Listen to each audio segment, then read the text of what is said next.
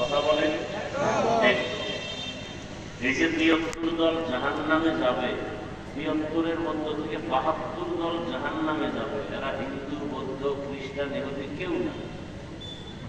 ৭২ দল জাহান্নামী সব মুসলমান।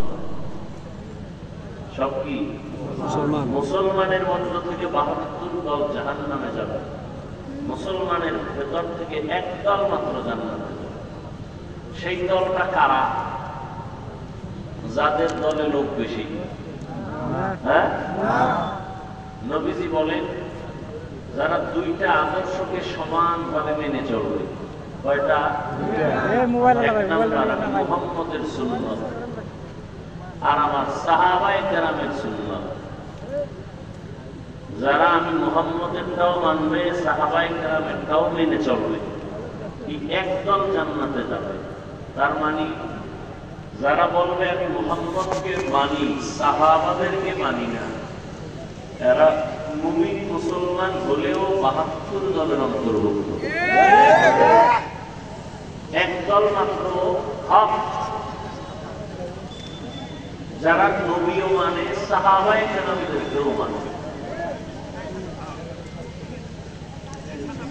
বর্তমান জমিনের হালাত এতটাই দুর্বল, কিছু কিছু আল্লাহর বান্দা আমার এই সোনার বাংলায় আছেন, সাহাবায়ে কেরামকে মানবেন তো দূরের কথা, তারা ওমের বলে, ওমরে ফারুকের নাম ধরে বলে তারা তিনি বেদাতি ভণ্ড।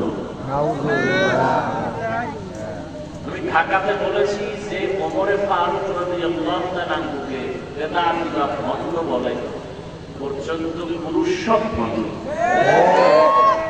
প্রফেসরে নামাজ হবে, সাহাবায়ে কেরামদের বিরুদ্ধাচরণকারীদের পেছনে নামাজ মাকরুহে তাহরিমি হবে,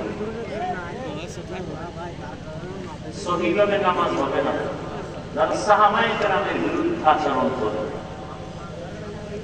কারণ আল্লাহর রাসূলের হাদিস, সাহাবায়ে কেরাম আকাশের নক্ষত্র সমতুল্য, আসহাবিকান নুজুম। তো যে কথাটা বলতেছিলাম, আধুনিকতাই সফলতার কারণ নয়, সফলতার কারণ ইখলাস, তাকওয়া। আল্লাহ আমাদের বুঝার তৌফিক দান করেন। আমিন। বয়ান আপনারা শুনবেন, পরিবেশের প্রয়োজন, তারপরও বৃষ্টির মধ্যে আপনারা কষ্টকে উপেক্ষা করে দাঁড়িয়ে আছেন। আল্লাহ পাক আপনাদের এই কষ্টকে হেদায়েতের জরিয়া বানায়। আমিন।